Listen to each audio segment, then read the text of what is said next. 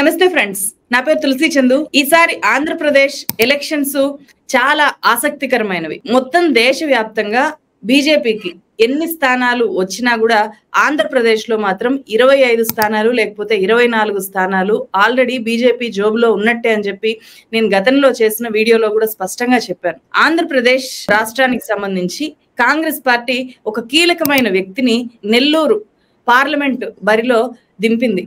ఆ వ్యక్తి గతంలో చాలా సంస్కరణలు చేసిన వ్యక్తి, తన ఉద్యోగాన్ని ఒక ఉద్యమం లాగా చేసిన వ్యక్తి, మాజీ ఐఏఎస్ ఆఫీసర్ కొప్పుల రాజు గారు. కొప్పుల రాజు అంటే చాలా మంది కాంగ్రెస్ నాయకులకు ఆయన Rahul Gandhi team member, core కమిటీలో భాగంగా ఉన్న వ్యక్తి. ఈసారి మేనిఫెస్టో తయారు చేయడంలో కూడా చాలా కీలకంగా పనిచేసిన వ్యక్తి అనేది కాంగ్రెస్ లో ఉండే వాళ్ళకి బాగా తెలుసు. బట్ అందరికీ ఇప్పుడు, ఎందుకంటే సుమారు దశాబ్ద కాలంగా ఏపీలో కాంగ్రెస్ కూడా పెద్దగా వినిపించట్లేదు కాబట్టి కొప్పుల రాజు గారిని నేను ప్రత్యేకంగా పరిచయం చేయాల్సి వస్తుంది. అందుకే నేను ఈరోజు ఆయన్ని ఒక స్పెషల్ డిస్కషన్ ద్వారా మీ ముందుకు తీసుకొని వస్తున్నాను.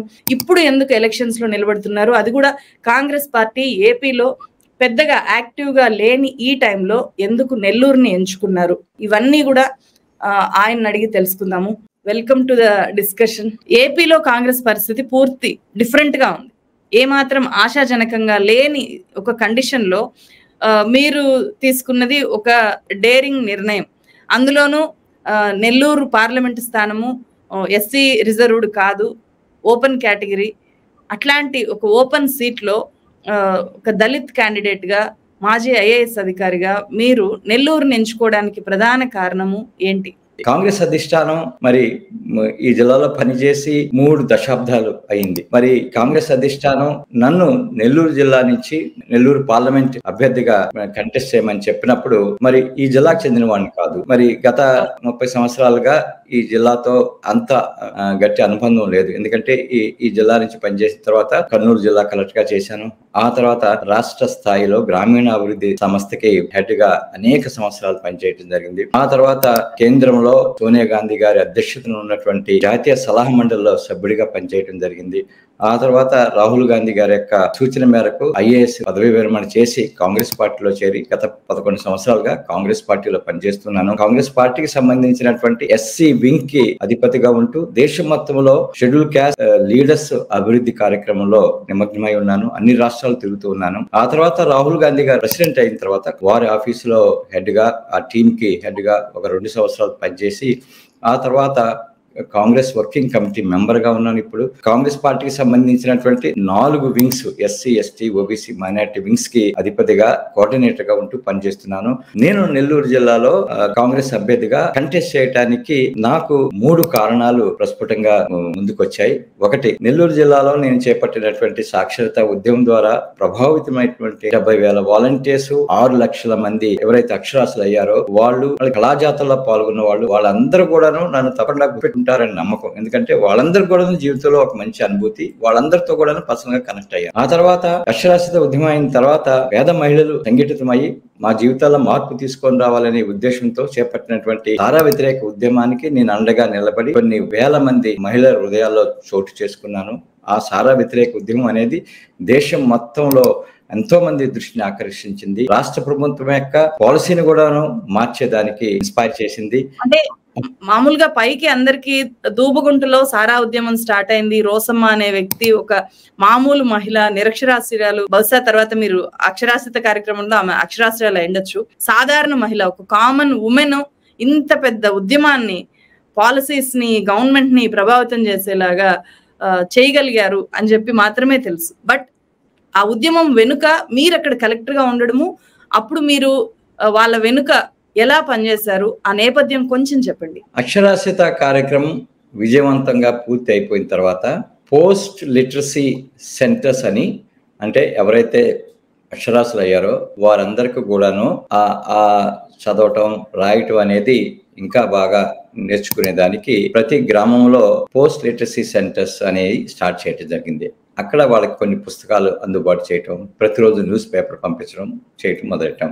ఒక పుస్తకంలో సీతమ్మ కథ అనేది మేము పంపించడం జరిగింది. ఒక గ్రామంలో సీతమ్మ అనే ఆమె తన భర్త తాగుడు వ్యసనం మూలంగా కుటుంబం ఏ విధంగా సఫర్ అవుతుందో అనేది ఆమె చాలా సఫర్ అవుతూ దీనికి సొల్యూషన్ కనుక్కోవాలనే ఉద్దేశంతో మహిళలందరినీ ఏకం చేసి ఆ ఊర్లో ఉన్నటువంటి సారాయి దుకాణాన్ని బందీ చేయించింది. ఆ ఊర్లో ఉన్నటువంటి మహిళలందరూ దీనికి అండగా నిలబడి ఆ ఊర్లో సారాయి లేకుండా చేయడంతో ఆ కుటుంబాలు బాగుపడ్డాయి అనేది ఆ యొక్క కథ యొక్క సారం. ఆ కథని ఈ చదివినటువంటి ఈ పోస్ట్ లిటరసీ సెంటర్ లో ఆ కథని చదివినటువంటి దూబగుంట ప్రజలు లెడ్ బై రసమ్మ గారు వాళ్ళు కూడా అనుకున్నారు, మరి సీతమ్మ చేస్తే మనం కూడా చేయొచ్చు కదా అనేసి వాళ్ళ ఒక రోజున మీటింగ్ పెట్టుకొని వాళ్ళందరూ ఆ ఊర్లో ఉన్నటువంటి సారాయి దుకాణాన్ని వెళ్ళిపోయి ధ్వంసం చేసి ఆ ఊర్లో సారాయి రాకుండా చేయటం జరిగింది.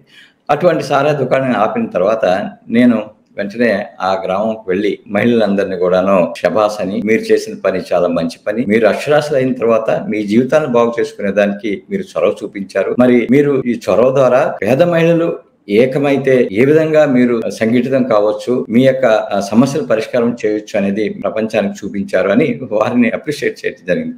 ఆ వార్త రెండో రోజు అన్ని పేపర్లో రావడంతో అది చూసి అన్ని గ్రామాల్లో మహిళలు జిల్లా కలెక్టర్ గారు దీన్ని సపోర్ట్ చేస్తున్నారు, సో దీనికి మనకి ఎటువంటి ఆటంకాలు ఉండవు, ఈ విధంగా సారా దుకాణాలు ధ్వంసం చేసి ఆపేస్తే మనకి ఎటువంటి ఆటంకాలు ఉండవు, జిల్లా కలెక్టర్ మనకు సపోర్ట్ చేస్తారని అని అన్ని గ్రామాల్లో మొదలు పెట్టడం జరిగింది. నేను కొన్ని గ్రామాలు తిరుగుతూ వాళ్ళందరినీ సపోర్ట్ చేశాను. మొత్తం జిల్లాలో ఉన్నటువంటి ప్రతి గ్రామంలో సారాయి బంద్ అయిపోయింది జిల్లా.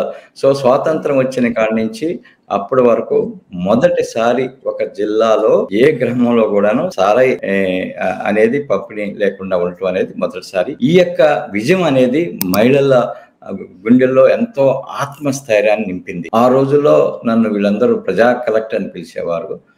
ఇప్పుడు నా ఆశ ఏమిటంటే ప్రజా మెంబర్ ఆఫ్ పార్లమెంట్ గా నన్ను ఆహ్వానిస్తారని నేను ఆశతో ఉన్నాను. రాహుల్ గాంధీలో ఉన్న ఎవరికి తెలియని, లేకపోతే ఇప్పటిదాకా సమాజానికి పెద్దగా తెలీదు, ఈయన ఒరిజినాలిటీ ఇదైతే అందరూ ఇలా అనుకున్న సందర్భాలు ఉన్నాయా? ఎందుకంటే భారత్ జోడో యాత్ర చేపట్టేదాకా కూడా రాహుల్ గాంధీ గురించి వేరే కోణంలో నెగిటివ్ యాంగిల్లో తెలుసు, రకరకాల పేర్లు, పప్పు అని, ఏమీ తెలియదని. సో మీరు చూసిన రాహుల్ గాంధీ ఏంటంటే? నేను మొదటి నుంచి చూసేవాడిని. వారికి ఫస్ట్ ఆఫ్ ఆల్ ఈ దేశానికి సంబంధించిన ప్రజల సమస్యల మీద పూర్తి అవగాహన ఉంది. Is a highly well informed person, well read person. He understands all these issues very clearly and he can take a bold stand on the side of the poor and marginalized sections. నేను ఆయన గ్రామాలకు వెళ్ళి గ్రామాల్లో ప్రజలతో interact కావటం, SC లొకాలిటీస్లో వారి ప్రజలతో interact అనేక సందర్భాల్లో నేను చూసినప్పుడు వారిలో ఉన్నటువంటి ఆర్ద్రత నాకు అర్థమైంది. వారికి దేశ సమస్యల మీద కూడా మంచి అవగాహన ఉన్నది. కాంగ్రెస్ పార్టీని ఏ విధంగా ముందుకు తీసుకెళ్లాలనే విషయంలో కూడా చాలా క్లారిటీ ఉంది. కాబట్టి నాకు రాహుల్ గాంధీ గారు మొదటి నుంచి ఇప్పటి వరకు ఒకే విధంగానే కనిపిస్తున్నారు. ఈ దేశాన్ని ముందుకు తీసుకెళ్లి ఈ దేశంలో సమానత్వం తీసుకొని రాగలిగిన ఏకైక నాయకుడిగా ఇప్పటికి మొదటి నుంచి ఇప్పటికి కూడా వారు నాకు అనిపిస్తుంది. ఇద్దరు టాల్ లీడర్స్ దేశంలో అంటే నరేంద్ర మోదీ, రాహుల్ గాంధీ. వీళ్ళిద్దరి మధ్య మీరు గమనించిన ప్రధాన తేడా ఏంటి?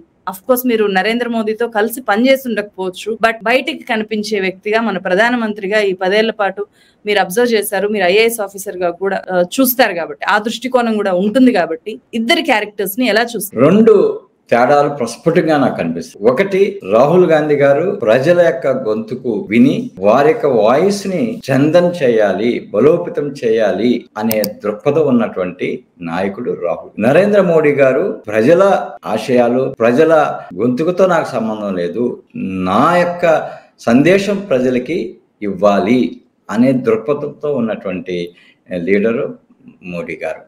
ఒకటి. రెండో ముఖ్యమైనటువంటి తేడా, రాహుల్ గాంధీ గారు ఈ దేశ సంపద, ఈ దేశంలో ఉన్నటువంటి అన్ని వర్గాల వారికి సమానంగా అందుబాటులో ఉంచాలి, ఏదైతే మనం సమానత్వం అని రాజ్యాంగంలో రాసుకున్నామో ఆ సమానత్వాన్ని సాధించడానికి తప్పకుండా ప్రయత్నం చేయాలనే ఆకాంక్ష, ఆర్ద్రత అనేది రాహుల్ గాంధీలో. నరేంద్ర మోడీలో ఈ దేశ సంపద కొద్ది మంది బడా వ్యాపారులకి హ్యాండ్ ఓవర్ చేయాలి, కొద్ది మంది బిజినెస్ పీపుల్ కి హ్యాండ్ ఓవర్ చేయాలి.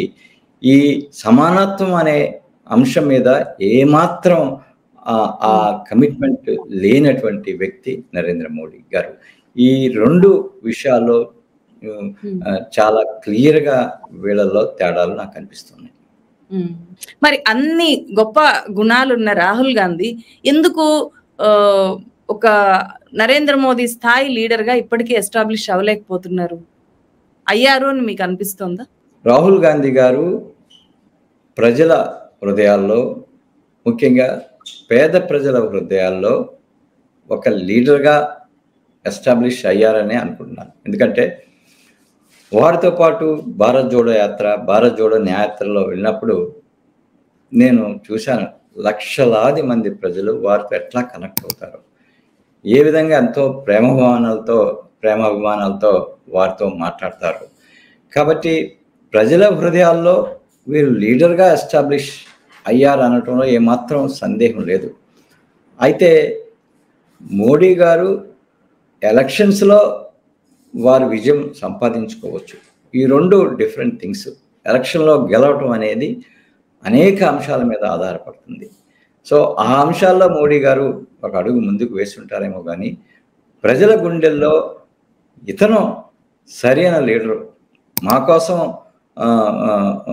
పాటుపడే లీడరు అనే విషయంలో ఎవరికి కూడాను సెకండ్ ఒపీనియన్ ఉన్నదని నేను అనుకోను. ఈసారి మేనిఫెస్టోలో కూడా మీరు మీ పాత్ర ఉంది అని చెప్పి నాకు అర్థమైంది. ఎట్లా జరిగింది మేనిఫెస్టో రూపకల్పన? నేను కాంగ్రెస్ పార్టీలో సిడబ్ల్యూసి మెంబర్గా, national coordinator SC ST OBC minority వింగ్స్గా సోషల్ జస్టిస్ అంశం, అంటే కాంగ్రెస్ పార్టీలో సోషల్ జస్టిస్, సమాజంలో సోషల్ జస్టిస్ అనే అంశం మీద కృషి చేస్తున్నాను. రాయ్పూర్ డిక్లరేషన్లో, రాయ్పూర్ కాంగ్రెస్ అధివేశంలో నేను ఒక ప్రయత్నం చేసి సఫలీకృతమయ్యారు. అదేమిటంటే కాంగ్రెస్ పార్టీలో ఉన్నటువంటి అన్ని కమిటీస్లో ఎస్సీ ఎస్టీ ఓబీసీ మైనారిటీస్కి 50% స్థానం అనేది కాంగ్రెస్ కాన్స్టిట్యూషన్లో అమెండ్మెంట్ తీసుకొచ్చి సాధించగలిగాను. మేనిఫెస్టోలో కూడాను ఈ సామాజిక అంశాల మీద, సోషల్ జస్టిస్ మీద నేను వర్క్ చేసి ఫస్ట్ చాప్టర్ ఏదైతే ఉందో ఆ చాప్టర్లో కాంగ్రెస్ పార్టీ యొక్క హామీలు, కాంగ్రెస్ పార్టీ యొక్క ప్రామిసెస్ రూపకల్పనలో నేను ప్రధానమైనటువంటి భాగస్వామ్యాన్ని తీసుకున్నాను. ఈ మేనిఫెస్టో రిలీజ్ అయిన తర్వాత ఎంతోమంది దేశ నలుమూలల నుంచి those who are not the Congress leaders, those who are not the Congress members, వాళ్ళు నాకు ఫోన్లు చేసి ఇది చాలా విప్లవాత్మకమైనటువంటి మేనిఫెస్టో, ఇది ఏ పార్టీ కూడా ఇప్పటివరకు తీసుకొని రాలేదు, ఈ మేనిఫెస్టో నుంచి ప్రజలకు మంచి స్పందన వస్తుందని ఆ రోజుల్లో చెప్పడం జరిగింది. నేను గత కొద్ది వారాలుగా చూస్తున్నాను, ప్రజల్లో చాలా స్పందన ఉంది. ఈ మేనిఫెస్టో నుంచి వచ్చినటువంటి పంచ న్యాయ్, యువ న్యాయ్, నారీ న్యాయ్, కిసాన్ న్యాయ్, శ్రామిక న్యాయ్, సామాజిక న్యాయ్, ఈ పాంచ్ న్యాయ్లో ఇచ్చినటువంటి గ్యారంటీస్ ఏదైతే ఉన్నాయో ప్రజల్ని ఆకర్షితులు చేస్తుందని నేను విశ్వసిస్తున్నాను. నేను కూడా మేనిఫెస్టోస్ మీద ఒక రివ్యూ లాంటి వీడియో చేశాను. అందులో నాకు కొంచెం ఇది అసలు సాధ్యం అవుతుందా ఇది అని అనిపించింది ఒకటి ఉంది. మహిళలకి ₹1,00,000 ఇవ్వడము అనేది, దాని మీద మీ అభిప్రాయం ఏంటి? ప్రతి సంవత్సరము ₹1,00,000 మహిళలకు ఇవ్వడం ఒక హామీ ప్రాక్టికల్ గా సాధ్యం అవుతుందా? ఇది గ్యారంటీగా అనౌన్స్ చేసే ముందు ఈ మేనిఫెస్టో కమిటీకి చైర్మన్ గా పి చిదంబరం గారు దీని వెనుకున్నటువంటి ఫైనాన్షియల్ కమిట్మెంట్స్ జాగ్రత్తగా అంచనా వేసి ఈ యొక్క ప్రామిస్ ఏమిటంటే ఈ దేశంలో పేదరికంలో ఉన్నటువంటి కుటుంబాలని గుర్తించి ఆ కుటుంబాల్లో ఉన్నటువంటి మహిళ అకౌంట్కి ప్రతి నెల ₹8,500, సంవత్సరానికి ₹1,00,000 అనేది. సో ఈ లెక్కలన్నీ కూడా వేసి ప్రభుత్వం ప్రతి సంవత్సరం పెట్టే ఖర్చులో ఇది తప్పకుండా భరాయించే ఖర్చు. దీని మూలంగా పేదరికం నుంచి పేదలు విముక్తి చెందుతారు, ముఖ్యంగా మహిళల్లో ఎంతో సాధికారత వస్తుంది. దాని ద్వారా ఇంకా ఎకానమీ ఇంప్రూవ్ అయ్యేదానికి అవకాశం ఉన్నదని బాగా చర్చలు జరిగి ఇది ఒక కాన్షియస్ డెసిషన్, ఏదో ఓట్ల కోసం మేము ఇచ్చింది కాదు. కాంగ్రెస్ పార్టీ మీరు చూడరు, ఎందుకంటే పథకాలు ఎక్కువైపోయి భారంగా మారిపోయి డెవలప్మెంట్ పక్కకు పోతుంది అనుకునే టైంలో ఇది చాలా పెద్ద హామీ. అవును, ఇది ఫ్రీబీగా చూడలేదు. ఎందుకంటే ఈ దేశంలో ప్రతి కుటుంబానికి ఒక బేసిక్ ఇన్కమ్ ఉండాలి అనేది, బేసిక్ ఇన్కమ్ అనేది ప్రతి కుటుంబానికి ఉంటేనే వాళ్ళందరూ కూడాను ఈ ఎకనామిక్ యాక్టివిటీలో పాల్గొంటారు. సో ఈ ఎవరైతే పేదరికంలో ఉన్న ఈ కుటుంబాలకి మనం ఇస్తున్నటువంటి సంవత్సరానికి ₹1,00,000 ఆర్థిక సహాయం అనేది వాళ్ళకి ఎకనామిక్ యాక్టివిటీస్ని లో పాల్గొనేదానికి, దాని ద్వారా ఎకానమీ అభివృద్ధి చెందేదానికి అవకాశం ఉంటుంది. కాబట్టి దీన్ని ఫ్రీబీగా అనుకోము, వారి హక్కుగా భావించి మేము ఇది అనౌన్స్ చేయడం జరిగింది. అలాగే ప్రస్తుతం చూస్తే పోలరైజేషన్ పాలిటిక్స్ ని కూడా మీరు గమనిస్తూ ఉండొచ్చు. రాజస్థాన్ లో ప్రధాని చేసిన వ్యాఖ్యలు, కాంగ్రెస్ పార్టీ అధికారంలోకి వస్తే వాళ్ళ మేనిఫెస్టోలోనే పెట్టారు, మొత్తం మీ డబ్బులంతా తీసుకొని ముస్లింస్ కి పంచిపెట్టేస్తారు అని చెప్పి డైరెక్ట్ గా అట్లా మాట్లాడడం అనేది ఎఫెక్ట్ చూపిస్తుందంటారా? మీ అభిప్రాయం ఏంటి దాని మీద? ప్రధానమంత్రి గారు ఈ మధ్య కాలంలో చేసినటువంటి ఆ స్టేట్మెంట్స్, నా ఉద్దేశంలో ఆ స్టేట్మెంట్ని విన్న హిందువులు కూడాను బీజేపీకి దూరం అవుతారని నేను అనుకుంటున్నాను. ఎందుకంటే అది ఒక ప్రధాన స్థాయిలో ఇవ్వాల్సినటువంటి స్టేట్మెంట్ కాదు. కాంగ్రెస్ పార్టీ మేనిఫెస్టోలో సమానత్వం ఏదైతే రాజ్యాంగంలో ప్రియాంబుల్లో మనం పెట్టుకున్నామో ఆ సమానత్వానికి సాధించడానికి ఈ సమాజంలో అన్ని వర్గాల వారికి ఫలితాలు సమానంగా అందాలనే ఉద్దేశంతో మేము చేసినటువంటి ఆ హామీని వక్రీకరించి హిందువుల్లో భయాందోళన తీసుకొని రావడానికి, దేశ సంపద అంతా కూడాను ముస్లిమ్స్కి పనిచేస్తారు, పిల్లలు బాగా ఎక్కువ ఉన్న కుటుంబాలకు ఇస్తారు, అక్రమదాలకు ఇస్తారని చేసినటువంటి ఈ వ్యాఖ్యలు అనేది ఆయన ఏదైతే ఏ ఉద్దేశంతో చేశారో, అంటే హిందువుల్లో భయాందోళన తీసుకొని రావడానికి, వైషమ్యాలు తీసుకొని రావడానికి, నా ఉద్దేశంలో ఇద్దరిలోను నా ఉద్దేశంలో అది సఫలీకృతం కాలేదని నేను భావిస్తున్నాను. ఎందుకంటే మన సగటు భారతీయుడు చాలా చాలా క్లోజ్గా చూస్తున్నారు దీని వెనుకున్నటువంటి రాజకీయ ఉద్దేశం. కాబట్టి నా ఉద్దేశంలో ప్రధానమంత్రి గారి యొక్క ఉద్దేశం నెరవేరదు. ఈ హిందువులు ముస్లింలలో వైషమ్యాలు తీసుకొని రావడానికి వారు ఇచ్చినటువంటి స్టేట్మెంట్ ఏమాత్రం ఉపయోగపడదు. భారతీయులు దాన్ని రిజెక్ట్ చేస్తున్నారని నేను భావిస్తున్నాను. సో అయితే ఖచ్చితంగా అధికారంలోకి ఈసారి కాంగ్రెస్ పార్టీ వస్తుంది అని మీకు విశ్వాసం ఉందా? అనేక రాష్ట్రాల నుంచి నాకు ఇన్ఫర్మేషన్ వస్తుంది. ఫేజ్ 1లో కాంగ్రెస్ ఫలితాలు బాగుంటాయి. తర్వాత మోడీ గారి మీద ఇదివరకు ఉన్నటువంటి ఆ యొక్క చరిష్మా తగ్గింది. ముఖ్యంగా వారు చేస్తున్నటువంటి స్టేట్మెంట్స్తో ప్రజలు ఇంకా దూరం అవుతున్నారు. వీటన్నిటికంటే ముఖ్యంగా అయోధ్య శ్రీరాములు గారి టెంపుల్, దానికి సంబంధించిన వారు ఆశించినటువంటి హైప్ అనేది ప్రజల్లో లేదు. కాబట్టి భారతదేశ ప్రజలలో చాలా విఘ్నత ఉన్నది, వారు గమనిస్తున్నారు. కాబట్టి నా ఉద్దేశంలో కాంగ్రెస్ పార్టీ అధికారంలోకి వచ్చే అవకాశం ఉంటుంది. నాకు బాగా సంతోషం ఇచ్చే విషయం ఏంటంటే కాంగ్రెస్ పార్టీ అధికారంలోకి వస్తే పేద ప్రజల జీవితాల్లో ఎంత మార్పు వస్తుంది, ఈ దేశ సమగ్రత విషయంలో మనం ముందుకు వెళ్ళేదానికి అవకాశం ఉంటుంది. వీటన్నిటికంటే ముఖ్యం ప్రజాస్వామ్య వ్యవస్థని మనం నిలబెట్టుకోగలం. ఇంకా మీ నియోజకవర్గం విషయానికి వస్తే నెల్లూరు ప్రజలకు మీరు ఏదైతే సేవ చేశారో దాన్ని మాత్రమే నమ్మి వచ్చారు. మరి మీకు అంత కాన్ఫిడెన్స్ ఉందా నెగ్గుకు రాగలను అని చెప్పి? డబ్బుతో ఎవరు కూడాను ఎలక్షన్ గెలవలేరండి. ఇది ఒక రాంగ్ నోషన్. డబ్బు ఉంటేనే ఎలక్షన్లో గెలుస్తారు అనేది. డబ్బు అనేది ఒక వ్యక్తిని ఎలక్షన్లో గెలిపించడానికి ఉపయోగించదు. ఒక హవా క్రియేట్ చేయడానికి, తర్వాత కొంతమంది ఫీల్డ్ లెవెల్ లీడర్స్ని వాళ్ళ వైపు తిప్పుకోవడానికి ఉపయోగపడుతుంది. కానీ అల్టిమేట్ ఓటర్స్ యొక్క డెసిషన్ అనేది డబ్బు అనేది ఇన్ఫ్లుయెన్స్ చేయదు. కాబట్టి నాకు ఈ ఓటర్స్ మీద నమ్మకం ఉంది. పోలింగ్ బూత్లోకి వెళ్ళి వాళ్ళు ఓటు వేసేటప్పుడు ఎవరికి ఓటు వేస్తే మా కుటుంబాలకు న్యాయం జరుగుతుంది అనేది వాళ్ళు తప్పకుండా ఆలోచన చేసి ఇక్కడ ఈ జిల్లాలో పనిచేసి సేవలు అందించి సేవ చేసినటువంటి కొప్పుల రాజు గారికి, కాంగ్రెస్ పార్టీకి, ముఖ్యంగా కేంద్రంలో రాహుల్ గాంధీ గారిని ప్రధానిగా చూడాలనుకున్నటువంటి వర్గాల వారన్నీ కూడాను కాంగ్రెస్ పార్టీకి ఓటు వేస్తారు, నాకు విజయాన్ని సాధిస్తారు అనే నమ్మకం నాకు ఉన్నది. ఆ నమ్మకంతోనే ముందుకు వెళ్తున్నాను. ఎందుకంటే నేను కూడాను రుజువు చేయాలనుకుంటున్నాను. కేవలం డబ్బు మాత్రమే ఎలక్షన్స్లో గెలవటానికి ఉపయోగపడదు. ప్రజల్లో నమ్మకం ఉండాలి అనేది రుజువు చేయడానికి ప్రయత్నం చేస్తాను. ఇందులో సఫలీకృతం కావచ్చు కాకపోవచ్చు, అయితే ఒక పాయింట్ని ప్రూవ్ చేయాలని నేను అనుకుంటున్నాను.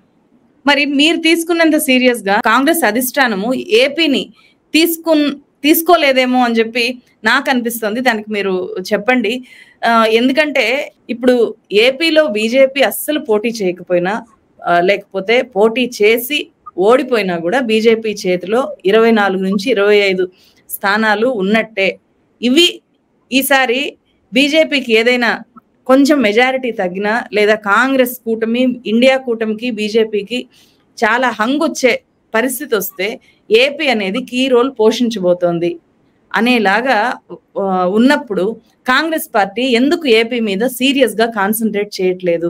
కాంగ్రెస్ పార్టీలో పార్లమెంట్ ఎలక్షన్స్ యొక్క రిజల్ట్స్ కేంద్రంలో ఏ ప్రభుత్వం రాబోతున్నది అనేది నిర్ణయించడంలో కీలకమైన పాత్ర పోషిస్తుంది అనడంలో సందేహం లేదు.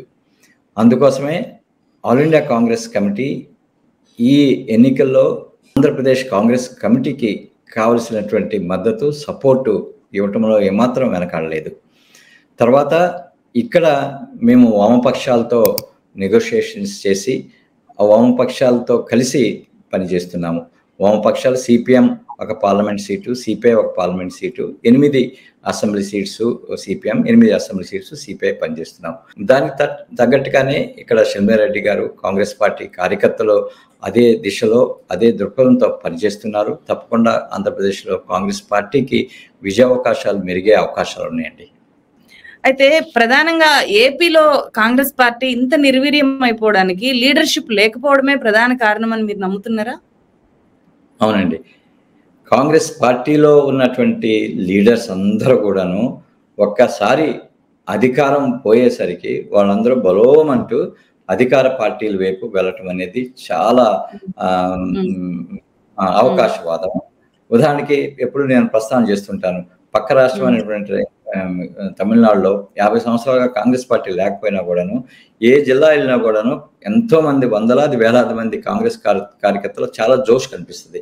ఇక్కడ పదవి అధికారం పోయేసరికి అందరూ వేరే పార్టీలకు వెళ్ళటం. ఆ తర్వాత జగన్ గారు స్టార్ట్ చేసినటువంటి వైసీపీ పార్టీ వైపు కాంగ్రెస్ ఓటర్స్ అందరూ కూడాను మూకుమ్మడిగా వెళ్ళటం, వైసీపీనే కాంగ్రెస్ పార్టీ అనుకోవటం, కాంగ్రెస్ సింబల్ ఫ్యాన్ అనుకోవటం, ఇవన్నీ కూడా ఇవన్నీ కూడాను కలిసి కాంగ్రెస్ పార్టీని పూర్తిగా వీకెండ్ చేశాయి ఆంధ్రప్రదేశ్లో. సో మీరు అన్నట్టుగా లీడర్షిప్ లేకపోవటం అనేది ఒక ప్రస్ఫుటమైనటువంటి కారణం కావచ్చు కాంగ్రెస్ పార్టీ పతనం కావటం. ఇప్పుడు తప్పకుండా మా అప్రోచ్ కూడా అదే, ఈ లీడర్స్ని డెవలప్ చేస్తూ కాంగ్రెస్ పార్టీని పటిష్టం చేస్తూ ప్రజల్లో విశ్వాసాన్ని చూరగొని మళ్ళా తిరిగి కాంగ్రెస్ పూర్వ వైభవాన్ని తీసుకొని రావడానికి ప్రయత్నం చేయాలనేది మా ఉద్దేశం అండి. ఇప్పుడు షర్మిల గారికి అంత సామర్థ్యం ఉంది అని నమ్ముతున్నారా? ఎందుకంటే జగన్మోహన్ రెడ్డి 10 ఏళ్ల పాటు పార్టీని బిల్డ్ చేసి తీసుకొని వచ్చారు. మరి షర్మిల గారు తెలంగాణలో సొంత పార్టీ పెట్టి తర్వాత ఏపీకి వచ్చేయడము, స్థిరత్వం లేదు అని చెప్పి మరోవైపు ఆమె మీద ప్రచారం జరుగుతూ ఉండడము, ప్రజల్లోకి వెళ్ళినప్పుడు ఎదురవుతున్న ప్రశ్నలు ఏంటి? ప్రజల్లో ఆ కాన్ఫిడెన్స్ ఉంది, కాంగ్రెస్ లీడర్స్ అండ్ కార్యకర్తల్లో కూడా ఆ కాన్ఫిడెన్స్ ఉంది. ఎందుకంటే వారు పడుతున్న కష్టం, వారు తీసుకున్నటువంటి స్టాండ్ ఏదైతే ఉందో, కాంగ్రెస్ పార్టీకి ఎందుకు ఓట్లు వేయాలి అనే దాని మీద వారు ఎంత స్పష్టంగా ప్రజల్లో వాళ్ళు నమ్మేటట్టుగా, వాళ్ళ విశ్వాసాన్ని చూరుకునేటట్టుగా వారు చేసేటువంటి ప్రసంగాలు, ఫ్యూచర్లో కాంగ్రెస్ పార్టీ అధికారంలోకి వస్తుంది అనే నమ్మకాన్ని ప్రజల్లో తీసుకొని రావడానికి ప్రయత్నం చేస్తున్నారు. ఆ ప్రయత్నాలు సఫలీకృతం అవుతాయని అనే ఆశ ఈనాడు చాలా మందిలో ఉన్నది. కాంగ్రెస్ వైపు ఎందుకు వెళ్లాల్సి వచ్చింది? మిమ్మల్ని కాంగ్రెస్ చూస్ చేసుకుందా, మీరు కాంగ్రెస్ ని చూస్ చేసుకున్నారా? కేంద్ర ప్రభుత్వం గ్రామీణ ఉపాధి హామీ చట్టాన్ని తీసుకొచ్చినప్పుడు నేను ప్రిన్సిపల్ సెక్రటరీ రోల్ గా ఉండేవాడిని. ఆ చట్టం చదివిన తర్వాత నాకు ఎంతో ఇన్స్పిరేషన్ వచ్చింది. ఇది నిజంగా పేద ప్రజలకి ఒక చట్టం ద్వారా ఆ వ్యవసాయ కార్మికులకి హక్కులు ఇస్తున్నారు. ఈ హక్కుల్ని తూచా తప్పకుండా పాటించాలనే ఉద్దేశంతో ఈ చట్టం అమలుకి పకడ్బందీగా ఒక స్కీమ్ ని తయారు చేసి ప్రభుత్వ ఆమోదం, రాజశేఖర రెడ్డి గారు ముఖ్యమంత్రిగా ఉన్నప్పుడు ఆమోదం తీసుకొని ఈ యొక్క చట్టం యొక్క విధి విధానాలకి బాగా ఇన్స్పైర్ అయ్యి కేంద్ర ప్రభుత్వం ఈ చట్టాన్ని ఆంధ్ర రాష్ట్రంలోనే మన్మోహన్ సింగ్ గారు వచ్చి, సోనియా గాంధీ గారు వచ్చి శంకుస్థాపన ప్రారంభోత్సవం చేయడం జరిగింది ఈ గ్రామీణ. అంటే దాంట్లో మీ పాత్ర ఏంటి? ఆ చట్టం విధి విధానాల్ని మీరు రూపకల్పన చేస్తారా, మీరు రాసారా? గ్రామీణ ఉపాధి హామీ అమలుకు సంబంధించినటువంటి ప్రతి విధి విధానాలు నేను, నా టీమ్స్ ఫీల్డ్లో పోయి ప్రజలతో, వ్యవసాయ కార్మికులతో మాట్లాడి అవి ఎంత చక్కగా రూపకల్పన చేశామంటే, ఆంధ్రప్రదేశ్లో ఈ చట్టం అమలు తీరు మీద కేంద్ర ప్రభుత్వం అనేక సందర్భాల్లో హర్షాన్ని వ్యక్తపరచడం, మిగతా రాష్ట్రాలను కూడాను ఈ విధంగానే ఫాలో కావటం, ఏదైతే ఒక ఈ ఇంప్లిమెంటేషన్ స్ట్రాటజీ, ఈ టెంప్లెట్ ఏదైతే ఉందో అన్ని రాష్ట్రాలకి కేంద్ర ప్రభుత్వం వ్యాపింపజేయటం. ఆంధ్రప్రదేశ్ దాదాపుగా ఒక 5 సంవత్సరాల పాటు మిగతా రాష్ట్రాల కంటే ముందున్నది ఈ అమలు. అంటే ప్రతి ఊరిలో పని అడిగిన వాడికి పని ఇవ్వటం, పని చేసిన వెంటనే వాళ్ళ అకౌంట్స్లో వాళ్ళ వేతనాలు ఇవ్వటం. తర్వాత వీటన్నిటికంటే ఇంకా ముఖ్యమైనది, ప్రతి ఊర్లో పేద ప్రజలే ఆ పనిని సమీక్ష చేసే అధికారం వాళ్ళ చేతిలో పెట్టడం. That's called social auditing. ఈ సోషల్ ఆడిటింగ్ అనేది భారతదేశ చరిత్రలో ఒక ప్రభుత్వ ప్రోగ్రాము. ప్రజలే ప్రతి ఊర్లో సోషల్ ఆడిటింగ్ చేసే వ్యవస్థని నేను ఏర్పాటు చేయడం జరిగింది. అది చేయడానికి ఒక ఇండిపెండెంట్ సంస్థని రాష్ట్ర స్థాయిలో నేను పెట్టాను. సో ఇవన్నీ బాగా జరుగుతున్నప్పుడు రాహుల్ గాంధీ గారు అప్పుడు general secretary of Congress party, వారు ఇవన్నీ కూడా తెలుసుకున్నారు. ఇలా ఒక జిల్లా కలెక్టర్గా కె రాజు అనే అతను పనిచేశాడు. నా నేపథ్యం అంతా తెలుసుకొని, ముఖ్యంగా ఉపాధి హామీ పథకం బాగా జరుగుతుంది తెలుసుకొని, వారు ఒక 3 రోజులు గ్రామాల పర్యటన చేయడానికి వచ్చారు ఈ ప్రోగ్రాం చూడటానికి. అప్పుడు రాజశేఖర రెడ్డి గారు నన్ను వారితో పర్యటన చేసి అవన్నీ చూపించమన్నారు అనమాట. మొదటిసారిగా అప్పుడు రాహుల్ గాంధీ గారిని ఆంధ్రప్రదేశ్లో నేను ఒక అధికారిగా చూశాను. వారితో 3 రోజులు తిరిగాను. వారు నన్ను అమేథీకి తీసుకెళ్ళి అక్కడ ప్రభుత్వ సిబ్బందికి ఈ Mahatma Gandhi national rural employment guarantee act చక్కగా ఎలా అమలు చేయాలి, ఆంధ్రప్రదేశ్లో లాగా ఎలా అమలు చేయాలి అనే దాని మీద ట్రైనింగ్స్ ఇప్పించారు. అదేవిధంగా ఈ పొదుపు సంఘాలను కూడాను బాగా ఆకర్షితులయ్యారు. వారు ఈ పొదుపు సంఘాలని అమలు చేయటానికి మా సహకారం తీసుకొని, అప్పుడు నాతో పనిచేసినటువంటి ఒక project director DRDA Sampath Kumar అని ఒక ఐఏఎస్ ఆఫీసర్ని రాజీవ్ గాంధీ ఫౌండేషన్కి డిప్యూటీ మీద తీసుకెళ్ళి, మొత్తం వారు కూడాను అమేథీ, రాయ్బెరీలి కాన్స్టిట్యున్సీలో ఈ పొదుపు సంఘాలని పెద్ద ఎత్తున ఏర్పాటు చేసి అనేక సమయాల్లో వారితో ఇంటరాక్ట్ కావడం జరిగింది. ఈ ప్రాసెస్లో వారితో పరిచయం ఏర్పడింది. అనేక సందర్భాలు ఢిల్లీలో వారితో మాట్లాడి పేదరికానికి సంబంధించిన అనేక ఇష్యూస్ వారితో మాట్లాడేవాడని. తర్వాత రాజశేఖర రెడ్డి గారు చనిపోయిన తర్వాత రాహుల్ గాంధీ గారు నాకు ఢిల్లీ రండి, ఢిల్లీలో జాతీయ సలహా మండలి అని ఉంది, దానికి సోనియా గాంధీ గారు అధ్యక్షత ఉన్నారు. ఈ జాతీయ సలహా మండలి అనేది ఒక వినూత్నమైనటువంటి సంస్థ. ఆ జాతీయ సలహా మండలికి సోనియా గాంధీ గారి అధ్యక్షత, చాలా మంది సివిల్ సొసైటీ యాక్టివిస్ట్ దాంట్లో మెంబర్స్, పేదలకు సంబంధించినటువంటి అనేక కార్యక్రమాలకి విధి విధానాలు, చట్టాలు రూపకల్పన చేసి ప్రభుత్వానికి రికమెండ్ చేసి, ఆ చట్టాల రూపకల్పన కూడాను ప్రజలతో మాట్లాడి, రాష్ట్ర ప్రభుత్వాలతో మాట్లాడి రూపకల్పన చేసి కేంద్ర ప్రభుత్వానికి రికమెండేషన్స్ సోనియా గాంధీ గారు ఇచ్చారు. ఆ చట్టాలని కేంద్ర ప్రభుత్వం తీసుకుని వచ్చినటువంటి నేపథ్యం ఉన్నది. ఇది ఒక వినూత్నమైనటువంటి సంస్థ. రైట్స్ యాక్టివిస్టులు అన్నారు కదా, నాకు అరుణారాయ్ గారు తెలుసు, మీరున్నట్టు తెలుసు. ఇంకా చాలా మంది, సక్సేనా అని, ఫర్హాన్ నఖ్వీ అని, హర్ష్ మందిర్ అని, తర్వాత స్వామినాథన్ గారు కూడాను మాతో పాటు అందులో మెంబర్గా ఉండేవారు. సో మేమంతా ఈ సంస్థ ద్వారా వచ్చినటువంటి చట్టాలు, రైట్స్ బేస్డ్ లెజిస్లేషన్స్ ఏదైతే ఉన్నాయో అవి ఈ దేశ పేద ప్రజలకి ఎంతో మేలు చేశాయని చెప్పడంలో ఏమాత్రం అతిశయోక్తి లేదు. ఉదాహరణకి నేను ఎప్పుడు ఇది ప్రస్తావన చేస్తుంటాను. ఉదాహరణకి కోవిడ్ టైంలో కొన్ని లక్షలాది మంది వలస కార్మికులు వాళ్ళ గ్రామాలకి తిరిగి వచ్చినప్పుడు, అప్పుడు యూపీఏ ప్రభుత్వం చేపట్టినటువంటి 2 ముఖ్యమైనటువంటి చట్టాలు, అవి నేషనల్ అడ్వైజరీ కౌన్సిల్ ద్వారానే వచ్చినాయి. ఒకటి Mahatma Gandhi national rural employment guarantee act, రెండోది నేషనల్ ఫుడ్ సెక్యూరిటీ యాక్ట్. ఈ 2 లేకపోయినట్లయితే లక్షలాది మంది కూలీలు ఆకలితో అలమటించేవారు, చాలా మంది చనిపోయేవారు కూడాను. సో అంత మహత్తరమైనటువంటి చట్టాలు ఇప్పటికి కూడాను ఆ చట్టాలు అమల్లో ఉన్నాయి. అవి పేద ప్రజలకి ఎంతో ఉపయోగంగా ఉన్నాయి. అందుకనే కాంగ్రెస్ ప్రభుత్వం ఎప్పుడు కూడాను దీన్ని క్లెయిమ్ చేసుకుంటుంటారు. ఆ రోజు యూపీఏ ప్రభుత్వంలో వామపక్షాలు యూపీఏ ప్రభుత్వానికి అండగా నిలుస్తూ ఒక కామన్ మినిమం ప్రోగ్రామ్ అనేది తయారు చేశారు. ఆ కామన్ మినిమం ప్రోగ్రాంలో కొన్ని ఈ అంశాలు కూడాను అప్పుడు ఉన్నాయి. అవన్నీ కూడాను చాలా చక్కగా అమలు చేయడం జరిగింది. 3.5 సంవత్సరాలు నేషనల్ అడ్వైజరీ కౌన్సిల్లో నేను పనిచేసిన నేపథ్యంలో రాహుల్ గాంధీ గారు ప్రోపూర్ పాలసీస్ చట్టాల నిర్మాణంలో చాలా డిస్కషన్స్ వారితో చేస్తూ ఉండేవారు. సో వారికి నా అప్రోచ్ బాగా అర్థమైంది. నాకు కూడాను వారి యొక్క కమిట్మెంట్ టు వీకర్ సెక్షన్స్, వారి కమిట్మెంట్ ఈక్విటీ. అసలు ఈ దేశంలో నేను ఇంకెవరిని చూడలేదు. దేశంలో అన్ని వర్గాల వారు సమానంగా అభివృద్ధి చెందాలి, దేశ సంపద అందరికీ సమానంగా అందుకోవాలి, ముఖ్యంగా బలహీన వర్గాల వెడల వారికి ఉన్నటువంటి ఆర్ద్రత అనేది చాలా నేను ఇంప్రెస్ అయి ఉన్నాను.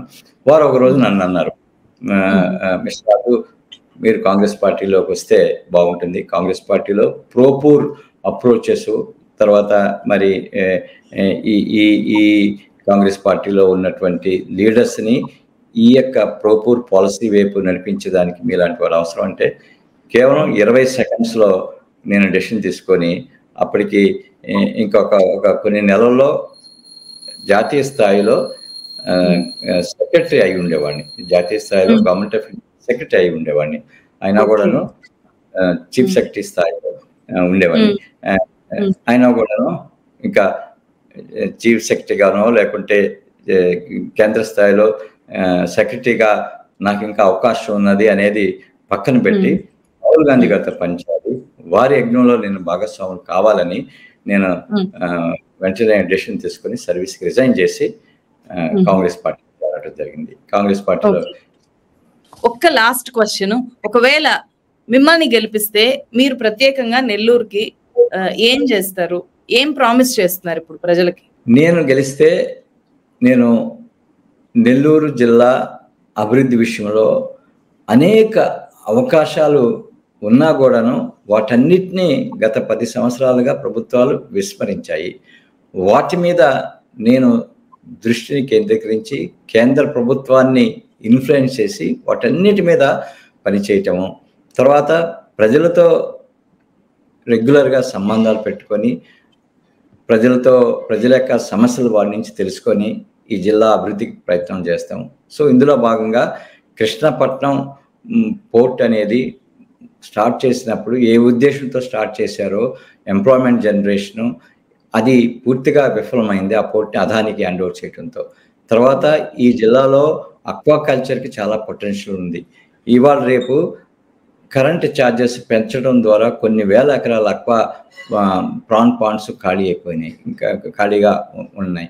తర్వాత ఇంకోటి ఏంటంటే వ్యవసాయానికి ఆధారమైనటువంటి ఈ జిల్లా 20 లక్షల ఎకరాల్లో రైస్ పండిస్తున్నారు.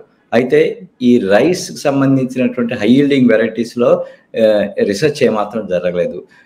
ఇప్పుడు 73 వెరైటీస్ మాత్రమే ఇంకా ఉన్నాయి. తర్వాత అగ్రికల్చర్ డైవర్సిఫికేషన్ చేయవలసిన అవసరం ఉంది. తర్వాత ఇండస్ట్రియల్ కారిడోర్ అనేది నెల్లూరు ద్వారా వెళ్తుంది, దాన్ని అభివృద్ధి చేయవలసిన అవసరం ఉంది. ఇట్లాగా పరిశ్రమలను అభివృద్ధి చేసి ఎంప్లాయ్మెంట్ ఆపర్చునిటీస్ పెంచుకునే దానికి ప్రయత్నాలు చేయవలసిన అవసరం ఉంది. వీటన్నిటి మీద కూడాను దృష్టిని కేంద్రీకరించి ఒకవైపు వ్యవసాయ రంగం, ఇంకొక వైపు విద్యారంగాన్ని ఇవాళ రేపు నెల్లూరు జిల్లాలో అనేక విద్యా సంస్థలు మూతపడిపోయి ఉన్నాయి. విద్యారంగాన్ని అభివృద్ధి చేయవలసి ఉంది. యువతకి నైపుణ్యాన్ని పెంచి ఎంప్లాయ్మెంట్ ఆపర్చునిటీస్ పెంచేదానికి ప్రయత్నం చేస్తాను. ఈ అంశాల మీద నేను ఫోకస్ చేస్తానని నేను ప్రామిస్ చేస్తున్నాను. Thank you so much sir. మీరు ఆల్రెడీ ఆ ట్రాక్ రికార్డ్ ఉన్న వ్యక్తి కాబట్టి నెల్లూరు ప్రజలు ఖచ్చితంగా ఆలోచించి ఓటేస్తారు అని నేను నమ్ముతున్నాను. I wish you all the best. Thank you very much Tulsichand garu. Thank you very much.